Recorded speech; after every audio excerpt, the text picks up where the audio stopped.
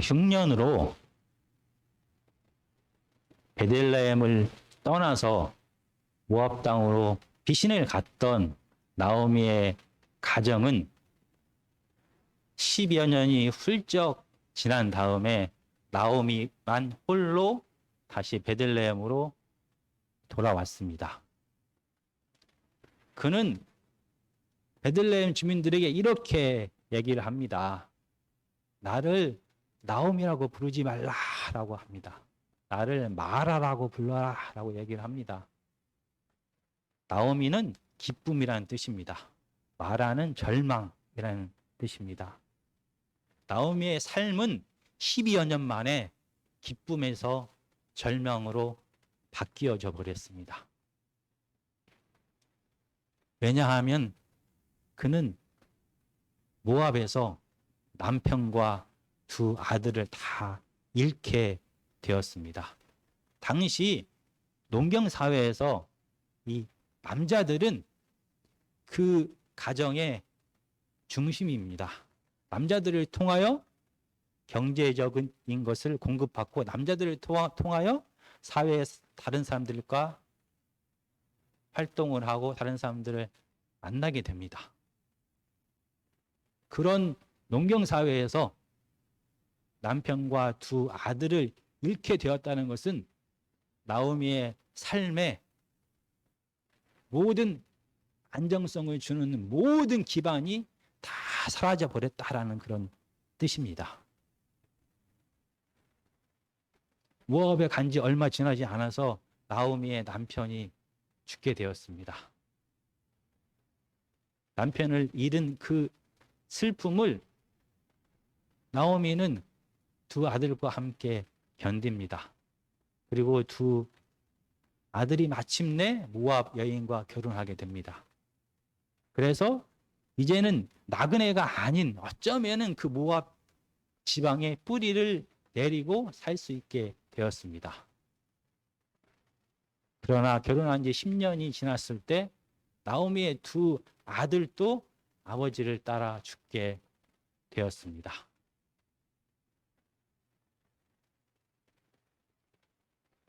홀로 남겨진 나오미의 삶을 우리가 어떻게 상상할 수가 있고 말로 표현할 수 있을지 참 난감합니다. 그의 고백처럼 기쁨이 사라지고 절망만 가득한 삶이 되었습니다. 룻기 1장 5절은 이렇게 표현합니다.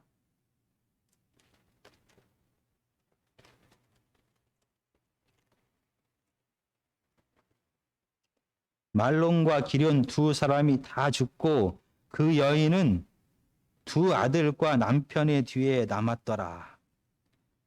나오미는 남편과 두 아들이 죽고 홀로 남았다라고 이렇게 표현합니다. 그의 삶은 기쁨이 사라지고 절망이 가득한 도저히 앞으로 어떻게 살아가야 될지 깜깜한 상태가 되었습니다. 그는 이 모든 고통과 죽음의 원인이 하나님께 있다라고 하면서 하나님을 원망했습니다. 그런데 오늘 본문은 다른 이야기를 하고 있습니다. 오늘 본문은 룻기 4장 13절부터 16절까지입니다. 제가 읽겠습니다. 룻기 4장 13절에서 16절입니다. 이에 보아스가 룻을 맞이하여 아내로 삼고 그에게 들어갔더니 여호와께서 그에게 임신하게 하심으로 그가 아들을 낳은지라. 여인들이 나오미에게 이르되 찬송할지로다. 여호와께서 오늘 내게 기업 물을 자가 없게 하지 아니하셨도다. 이 아이의 이름이 이스라엘 중에 유명하게 되기를 원하노라. 이는 내 생명의 회복자며 내 노년의 봉양자라. 곧 너를 사랑하며 7 아들보다 귀한 내 며느리가 낳은 자로다 하니라. 나오미가 아이를 받아 품에 품고 그의 양육자가 되니.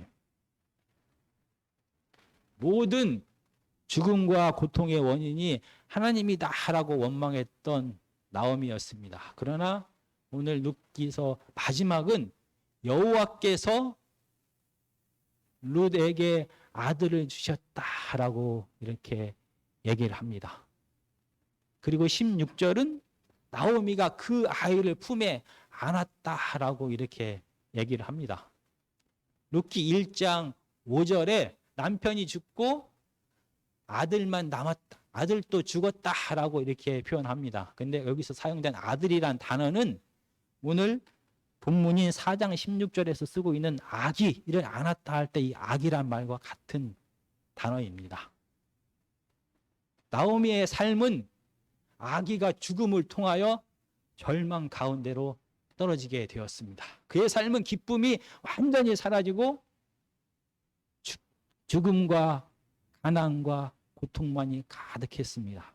그러나 하나님의 역사하심으로 말미암아 나오미의 삶은 생명과 풍요를 누리게 되었다라고 표현합니다. 그래서 같은 단어를 사용하면서 이제 죽음을 맞이했던 나오미의 삶 속에 생명을 품에 안는 모습으로 표현하면서 나오미의 삶이 회복되었음을 보여줍니다. 그리고 베들레헴 마을의 여인들은 이 아기, 나오미가 품고 있는 아이에 대하여 15절에 4장 15절에 이렇게 표현을 합니다. 내 생명의 회복자며 내 노년의 봉양자라라고 얘기합니다. 생명의 회복자를 있는 그대로 직역을 하면은 생명이 돌아오게 하는 자라고 이렇게 표현합니다. 돌아오게 하는 자. 나오미는 1장 21절에서 하나님께서 나로 하여금 빈손으로 돌아오게 했다라고 얘기합니다.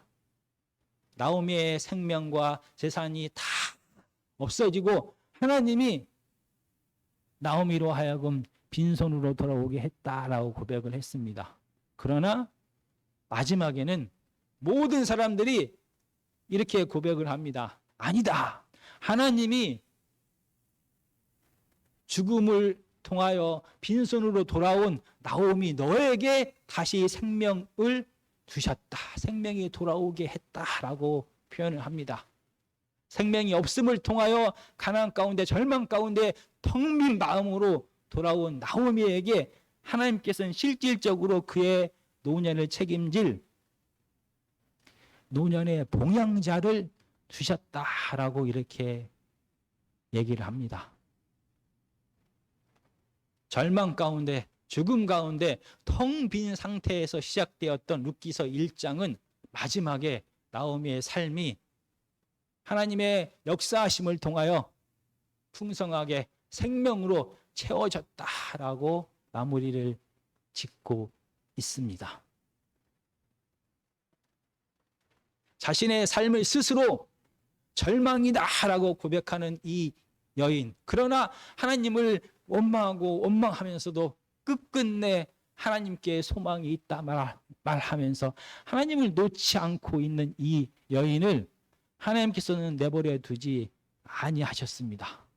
그에게 찾아가셔서 다시 그의 이름처럼 절망이 변하여 기쁨으로 풍요로 안식을 얻게 하셨습니다. 이렇게 룻기서는 정말 기적 같은 이야기로 마무리합니다. 하나님의 역사하심으로, 하나님의 간섭하심으로 절망 가운데 죽음 가운데 헤매였던 나오미의 삶이 아들을 낳음으로 기적적으로 이 문제가 해결되었음을 드러냅니다. 그런데 룻기서의 가운데 부분은 다른 이야기를 하는 것 같습니다. 아들을 낳기 전에, 아들이 태어나서 이 모든 문제가 해결되기 전에 이 절망 가운데 살아가는 나오미의 삶을 누가 책임졌는가에 대하여 얘기를 합니다. 하나님이 임재하셔서 이 모든 어려움의 근본적인 원인을 제거하시고 나오미의 삶을 변화시키기 전에, 그 전에 나오미의 가난하고 궁핍한 이 삶을, 매일매일의 삶을 누가 책임졌을까? 누가 어떻게 나오미는 이 생계를 유지할 수가 있었을까? 이 외로움을, 이 아픔을, 이 고통을 견디면서 이 삶을 지탱할 수 있었을까에 대하여 룻기서 가운데 부분은 얘기를 합니다. 오늘 진짜 하고 싶은 얘기는 바로 하나님의 역사가 보이지 않을 때, 하나님이 하나님을 통하여 문제가 해결되지 않았을 때, 그 긴 시간 동안 나오미는 어떻게 버텼을까? 어떻게 살 수 있었을까에 대하여 우리가 함께 고민해 보고자 합니다. 베들레헴의 마을 여인들은 이 답에 대하여, 이 물음에 대하여 이렇게 얘기를 합니다. 우리가 보았던 룻기 4장 15절은 이렇게 얘기합니다.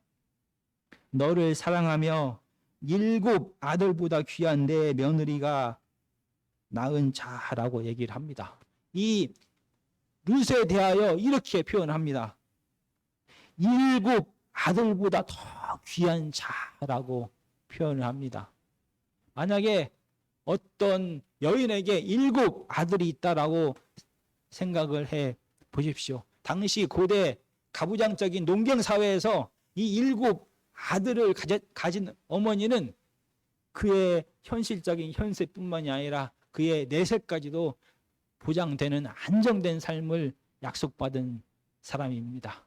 이 7명의 아들이 이 어머니를 실질적으로 봉양할 것입니다. 실질적으로 어머니의 삶을 보호할 것입니다. 그리고 어머니가 죽은 다음에도 그 어머니를 늘 기억할 것입니다. 그래서 이 여인은 현세와 내세가 보장되었다라고 얘기를 할 수가 있습니다. 그런데 이 이방 여인, 모압 여인 룻이 이 7 아들보다 더 귀하다라고 얘기합니다. 당시의 여인들의 삶은 남편의 아버지의 소유물이었습니다. 여인들은 시집을 가서 아이를 낳고 그 가정을 돌보는 존재였습니다. 그 이상도 그 이하도 아니었습니다. 거기에 더해 이 룻은 이방 여인입니다. 모압 사람입니다. 이방인들을 이스라엘 사람들은 개나 돼지처럼 생각했습니다. 그리고 특히 모압 사람들은 하나님의 성전에 절대로 들어오지 못하게 했습니다. 이스라엘 사람들의 생각이 아닙니다. 하나님께서 명령하신 것입니다. 이렇게 개, 돼지 취급을 받는 하나님의 성전에도 감히 들어올 수 없는 이 모압 여인에 대하여 이스라엘 베들레헴의 여인들은 가장 완벽한 아들을 둔 여인보다 더 복된 사람이다. 이 며느리 룻은 완벽한 아들보다 더 귀한 사람이다 라고 얘기를 합니다. 룻은 도대체 어떤 사람이었습니까? 룻은 도대체 나오미에게 어떻게 행했습니까? 우리가 룻기서 1장 15절에서 17절까지 말씀을 보시겠습니다. 나오미가 또 이르되 보라 내 동서는 그의 백성과 그의 신들에게로 돌아가나니 너도 너의 동서를 따라 돌아가라 하니 룻이 이르되 내게 어머니를 떠나며 어머니를 따르지 말고 돌아가라 강권하지 마옵소서. 어머니께서 가시는 곳에 나도 가고 어머니께서 머무시는 곳에서 나도 머물겠나이다. 어머니의 백성이 나의 백성이 되고 어머니의 하나님이 나의 하나님이 되시리니 어머니께서 죽으시는 곳에서 나도 죽어 거기 묻힐 것이라. 만일 내가 죽는 일 외에 어머니를 떠나면 여호와께서 내게 벌을 내리시고 또 내리시기를 원하나이다 하는지라. 남편과 2 아들을 잃은 나오미 가정에 3명의 과부만이 살게 되었습니다. 너무나 힘들었습니다. 그래서 나오미는 고향 땅 베들레헴에 하나님께서 식량 주셨다라는 소식을 듣게 되고 부끄럽고 가난하고 추한 모습이지만 다시 하나님 품으로 고향으로 돌아가야겠다라고 결심을 합니다. 그리고 3명의 과부는 다시 베들레헴으로 가는 길을 떠납니다. 그러나 중간에 나오미가 2 며느리에게 말을 합니다. 너희의 아버지 집으로, 어머니 집으로, 고향 땅으로 너희들은 돌아가라. 나랑 같이 베들레헴으로 가지 말자라고 강권합니다. 왜냐하면 나오미는 잘 알고 있었습니다. 이방 여인으로 살아가는 삶이 어떠한지 그는 잘 알고 있었습니다. 그리고 또한 그는 늙어서 더 이상 희망이 없었습니다. 가난했습니다. 그래서 이 2 며느리가 베들레헴으로 돌아갔을 때 얼마나 핍박과 비난과 가난 속에서 살아야 할지를 너무나 잘 알고 있었습니다. 그래서 2 며느리에게 내 딸들아 라고 얘기를 합니다. 너의 어머니 집으로, 너의 시내게로, 너의 집으로 돌아가라 라고 강권합니다. 그리고 나서 간절히 하나님 앞에 기도합니다. 이 며느리들이 다시 고향 땅으로 돌아가서 남편을 얻고 그 남편을 통하여 안식을 누리게 해주십시오 라고 강권합니다. 간절히 기도합니다. 그러자 첫 번째 며느리는 이 나오미의 말을 듣고 순종합니다. 고향으로 돌아갔습니다. 근데 룻은 고향으로 돌아가지 않고 어머니와 끝까지 따라가겠다라고 얘기를 합니다. 나는 어머니의 고향으로 같이 가겠습니다 라고 얘기를 합니다. 정말 상식적으로 이해할 수 없는 이런 결정입니다. 여기서 돌아가도 그의 돌아간 며느리처럼 그의 의무를 다 한 것입니다. 더 이상 안 해도 됩니다. 아무도 돌아갔다고, 어머니를 버리고 갔다고 손가락질 할 수 없는 상황입니다. 그럼에도 룻은 어머니를 쫓아가겠다라고 얘기합니다. 당시 배경 속에서 결혼은 그냥 개인의 결혼이 아니었습니다. 특별히 여인들에게 결혼은 보통 같은 부족, 같은 씨족 속에서 결혼을 하게 되었습니다. 결혼을 통하여 여인은 아버지의 집을 떠나서 남편의 집의 일원이 됩니다. 남편에게 속하게 됩니다. 만약 다른 부족으로 시집을 갔을 경우에는 이 여인은 새로운 그 부족의 풍습과 질서를 배워야만 합니다. 그리고 당시 배경 속에서는 스스로가 그들의 종교를 선택하는 것이 아니었습니다. 여인이 결혼을 하게 되면 그 결혼한 그 시집간 남편의 신을 그 여인은 자연스럽게 받아들이게 되었습니다. 그 남편의 신, 그 부족의 신, 그 민족의 신, 그 조상의 신을 그대로 받아들여서 그들은 섬겨야만 하는 운명이었습니다. 지금 룻의 남편은 죽었습니다. 더 이상 남편의 신을 섬길 의무가 없습니다. 더 이상 시어머니인 나오미를 섬길 의무가 룻에게는 없습니다. 그럼에도 불구하고 룻은 나오미를 버리지 않고 나오미를 따라가겠다라고 얘기합니다. 이 말 속에 나오미를 끝까지 따라가겠다는 말 속에는 나오미의 나라로 가겠다가 나오미의 땅으로 가겠다, 나오미의 신을 섬기겠다, 나오미의 백성들과 함께 하겠다, 끝내는 나오미와 함께 무덤 속에서 묻히겠다라는 그런 뜻이 포함되어 있는 것입니다. 정말 나오미에게 희망이 있는 것입니까? 나오미는 스스로가 내가 얼마나 가난한지 그건 말하지 않아도 다 알고 있습니다.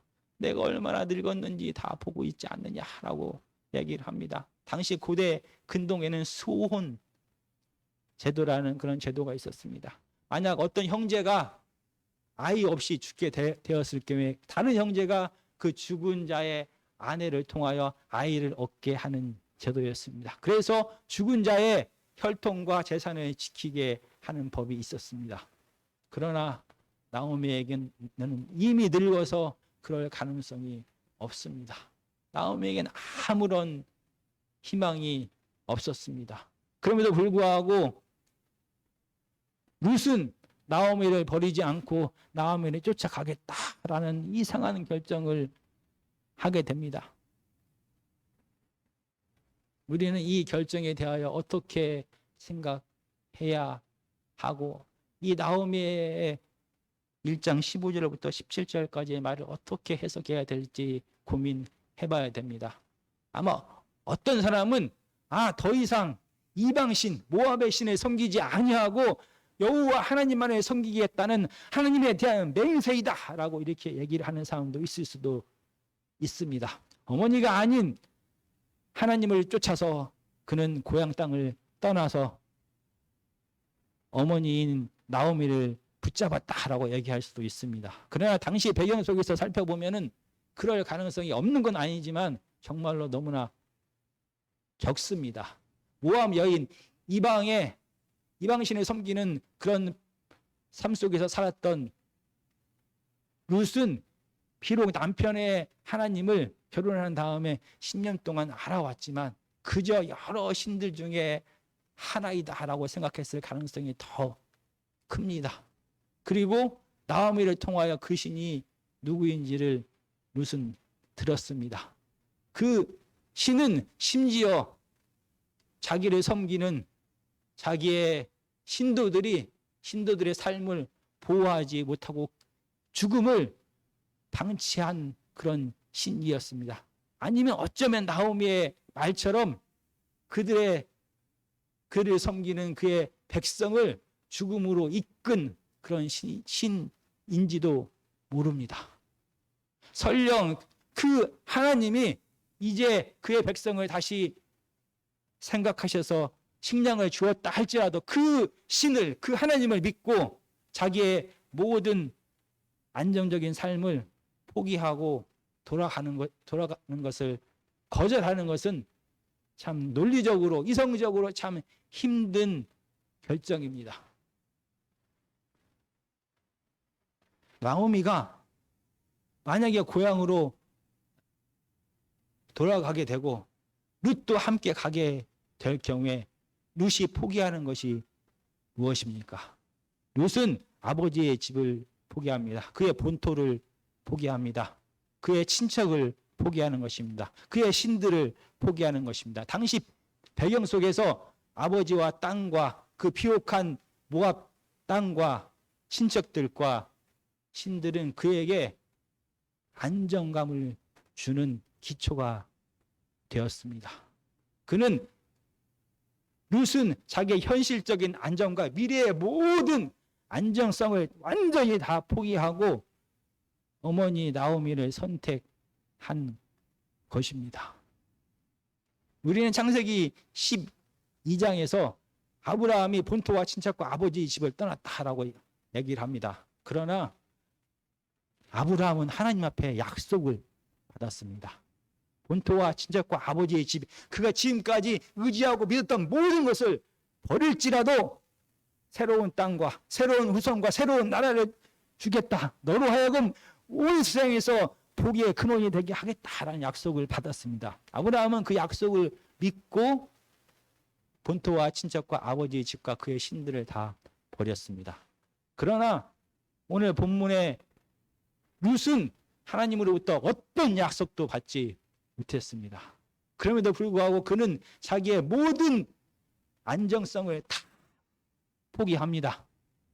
아버지 집을 떠나고 본토도 떠나고 친척도 떠나고 그의 신도 다 떠납니다. 그리고 나오미만을 쫓아갑니다. 도대체 그 이유가 무엇입니까?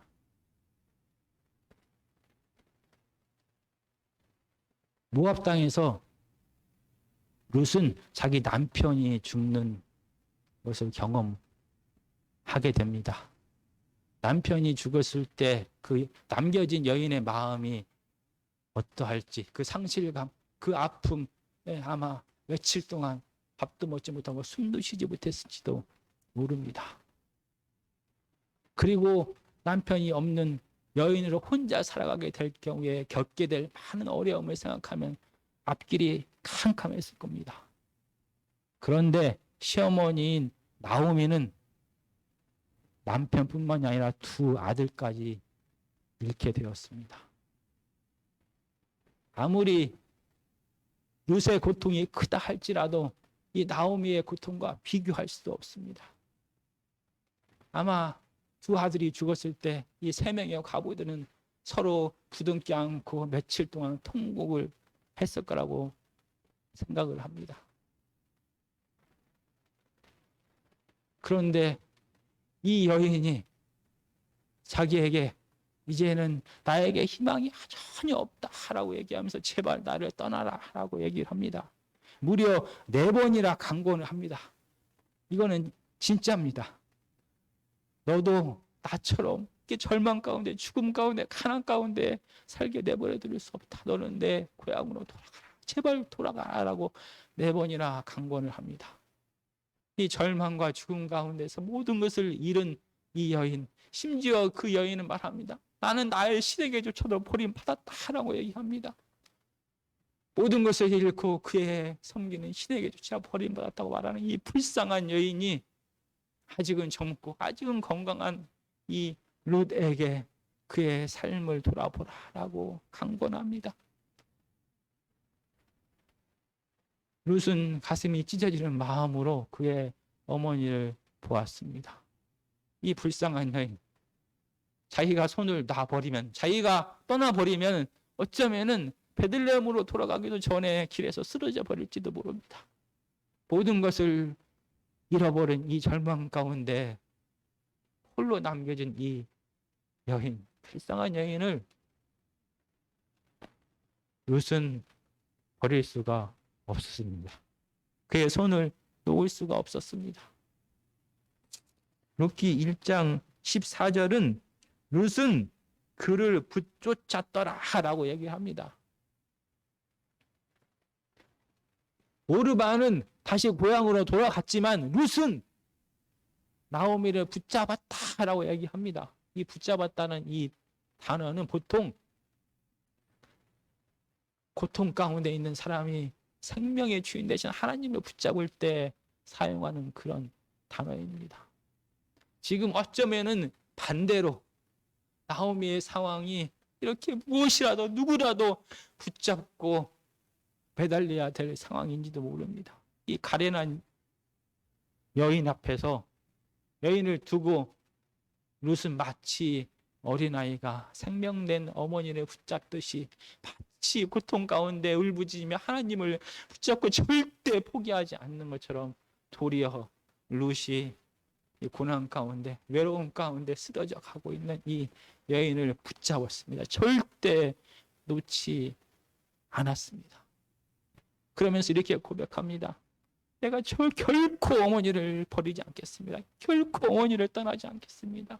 내 삶에 죽음이 찾아와도 내가 결코 어머니와 함께 하겠습니다. 내가 하나님이 누군지 잘 모르지만 어머니가 그렇게 끝까지 붙들고 있는 그 하나님께 맹세합니다. 내가 결코 어머니를 떠나지 않겠습니다. 죽음까지 어머니와 함께 하겠습니다. 라고 고백을 합니다.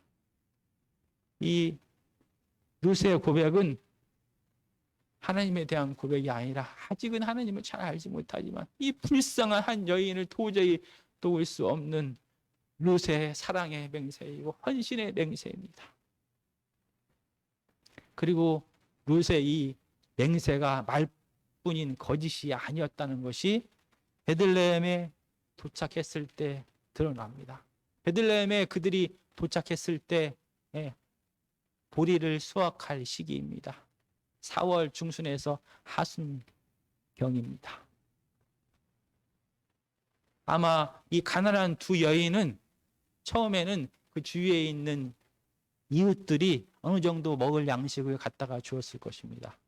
그러나 더 이상 먹을 것이 없었습니다. 왜냐하면 그 시기는 작년에 추수한 것이 다 떨어질 시기입니다. 모든 가정들이 거의 식량이 다 떨어져서 이제 보리를 베고 한 달 있다가 밀을 베어서 새로운 수확물을 통하여 생계를 유지해야 될 그런 보릿고개 같은 그런 시기인 것입니다. 룻은 사랑하는 어머니를 지키기 위하여, 어머니의 배고픔을 해결하기 위하여 분명히 사방으로 뛰어다녔을 것입니다. 그러나 곡식을 더 이상 구할 수가 없었습니다. 그래서 룻은 이렇게 어머니한테 얘기합니다. 룻기 2장 2절입니다. 모압 여인 룻이 나오미에게 이르되 원하건대 내가 밭으로 가서 내가 누구에게 은혜를 입으면 그를 따라서 이삭을 주겠나이다 하니, 이 밭에서 이삭을 줍는 것은 하나님께서 명령하신 것입니다. 레위기 19장 9절에서 10절, 23장 22절, 그리고 신명기 24장 19절에서 22절은 이 이삭 줍기에 대하여 하나님께서 명령하십니다. 가난한 자, 고아와 가우와 이방인을 위하여 추수할 때 이삭을 남겨두라라고 얘기합니다. 바로 나오미가 가난한 자이고 과부이고 룻은 이방 여인입니다. 이삭 줍기에 가장 적합한 자격을 획득한 사람입니다. 그런데 이상합니다. 왜 룻은 나오미에게 집주인이 만약 그를 허락하면, 집주인이 허락하면 은혜를 입으면 내가 이삭을 주어 오겠습니다 라고 얘기를 하고 있을까요? 어쩌면 지금 이 시대는 사사시대입니다. 하나님의 명령에 순종하지 않고 이기심과 탐욕과 불안과 두려움과 전쟁이 가득했던 시대입니다.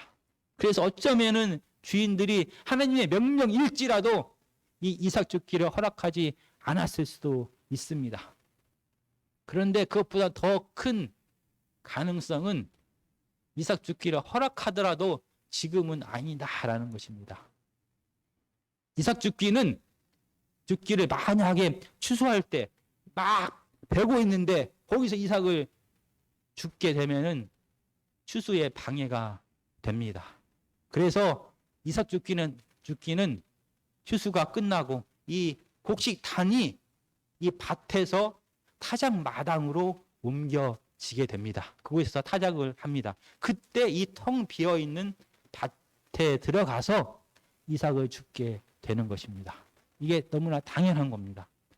그런데 지금 룻은 추수가 끝나고 이 곡식단이 타작 마당으로 옮겨져서 이 밭이 비워질 때까지 기다릴 수가 없습니다.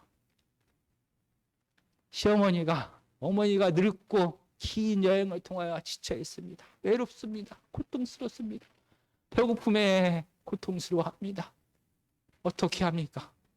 룻은 당시의 풍습을 어기고 밭으로 찾아갈 수밖에 없었습니다. 추수하는 사람들에게 찾아갑니다. 그리고 2장 7절은 이 밭에서 일하고 있는 종들의 책임자가 보아스 밭의 주인에게 이렇게 얘기합니다.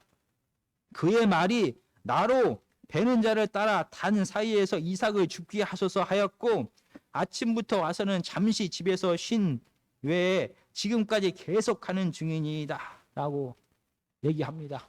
이 룻은 어머니를 위하여 이 종의 책임자에게 가서 사정을 합니다. 나는 모압에서 온 모압 여인입니다. 내 어머니는 바로 나오미입니다. 긴 여행과 그리고 우리는 가난하여 식량이 없어 지금 지쳐가고 있습니다. 제발 나로 하여금 이 밭에서 이삭을 죽게 하여 주십시오. 물론 지금이 때가 아니라는 것은 압니다. 그러나 우리 어머니가 너무나 고통스러워합니다. 제발 불쌍히 여기시고 나로 하여금 이삭을 죽게 하십시오 라고 간청하고 또 간청합니다. 그런데 2장 7절에서 해석이 분분한 이상한 단어가 있습니다. 지금까지 계속하는 중이다 라고 얘기합니다. 이 계속하다라는 이 아마드라는 단어는 서 있다, 버티다, 견디다 라는 그런 단어입니다.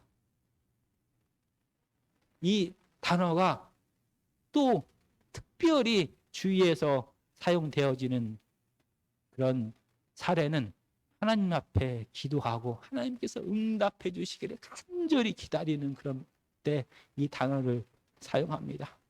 하나님만이 삶의 희망에서 도저히 고통 가운데서 다른 길이 없어서 하나님 앞에 매달리고 기도합니다. 그리고 하나님께서 응답해 주시기를 겸손하고 마음으로 기다리고 있을 때 이 단어를 사용합니다. 어쩌면은 지금 이 종은 이 룻의 간청을 거절했을 가능성이 더 많습니다.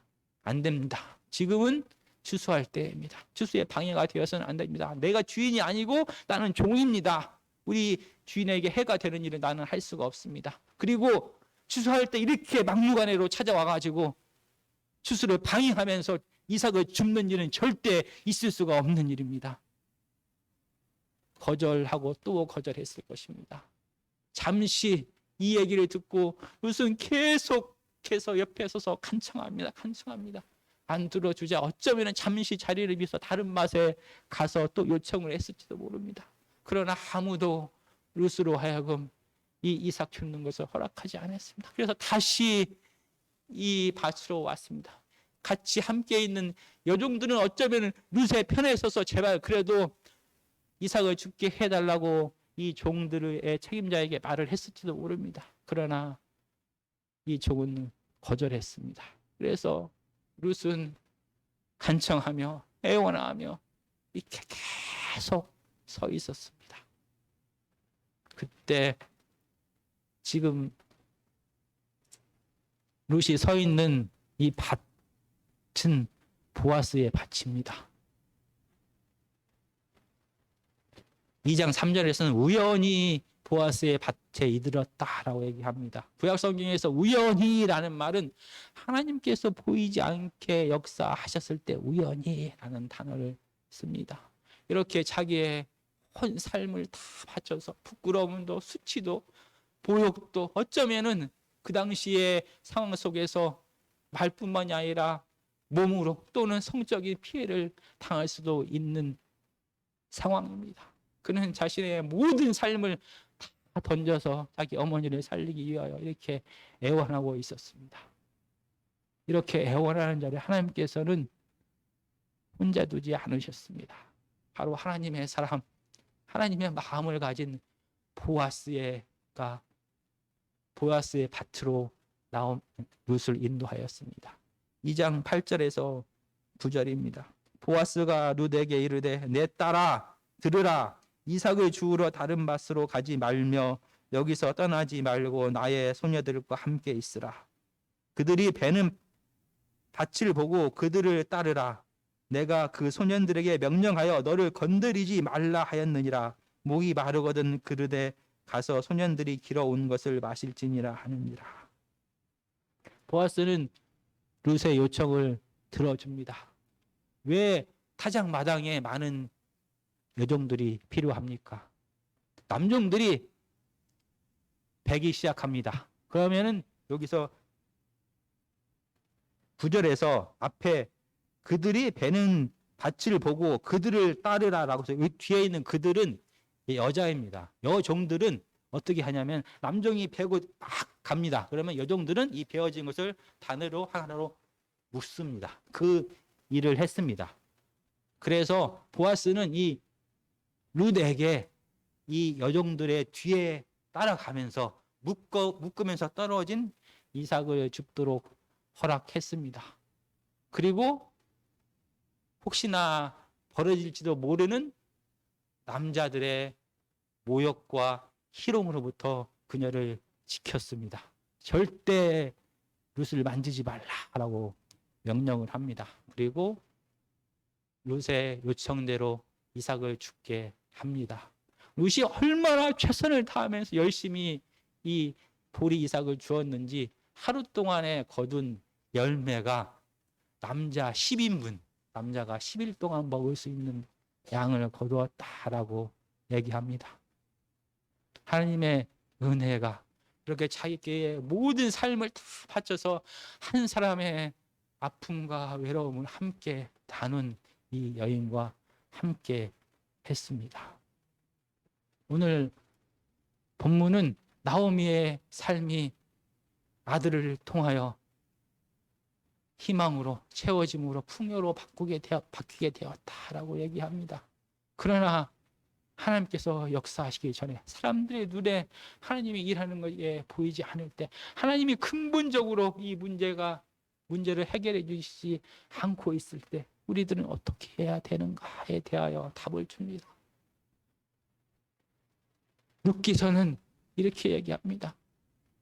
룻은 고통 가운데 절망 가운데 살아가는 나오미와 함께했다라고 얘기합니다. 함께하면서 그를 위로했습니다. 그를 사랑했습니다. 말로만 사랑하고 섬긴 것이 아닙니다. 모든 위험을 감수하고 그녀는 도전했습니다. 자기의 온 삶을 다 던져서 나오미의 결핍을, 나오미의 절망을, 나오미의 비어진 부분들을 매일매일 채워갔습니다. 궁핍한 절망 가운데, 가난 가운데 겨우 살아가는 나오미의 삶은 이렇게 나오미를 사랑하고 헌신하고 굳이 그렇게까지 하지 않아도 되는데 그 외의 의무를 뛰어넘어서 자발적으로 끝까지 사랑하고 충성한 이 룻을 통하여 매일매일 채워지고 있었습니다.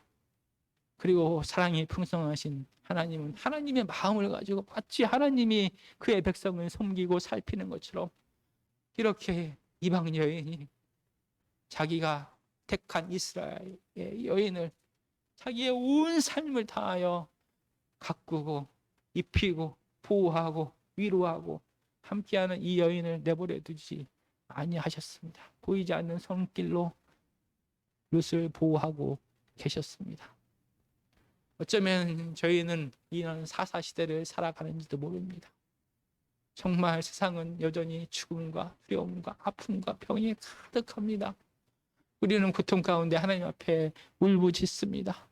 분명히 살아계신 하나님께서 우리의 이 고통의 근원적인 문제를 언젠가는 하나님의 뜻대로, 하나님의 방법대로, 하나님의 시간 내에 해결하실 것입니다. 그러나 하나님께서 이 모든 문제를 해결하시기 전에 하나님이 보이지 않을 때, 하나님께서 일하시는 것 같지 않을 때 우리는 어떻게 살아가야 됩니까? 룻처럼, 나오미처럼 서로가 서로를 사랑하며 살아가는 길밖에 없습니다. 서로가 서로를 위로하고 나눠주고 살아가는 것입니다. 서로가 서로를 격려하면서 이 보이지 않는 죽음의 터널을 계속 견디면서 나아가는 것입니다. 더 여유가 있는 자가, 더 건강한 자가, 더 은혜를 받은 자가, 더 가난하고 힘들고 연약한 자를 사랑하고 끝까지 책임지면서 살아가는 것입니다. 그것이 사사시대를 살아가는 유일한 길인 것입니다. 기적은, 하나님의 역사는 다음에 뒤돌아봤을 때 깨닫게 됩니다. 모든 것을 하나님께서 하셨구나 하는 것을 깨닫게 됩니다. 그 고통의 사이사이의 시간, 아들이 태어나기 전에, 모든 문제가 해결되기 전에는 우리는 하나님의 성품을 가지고 하나님의 뜻대로 서로가 서로를 위로하고 격려하고 사랑하며 섬기면서 살아가는 길밖에 없습니다.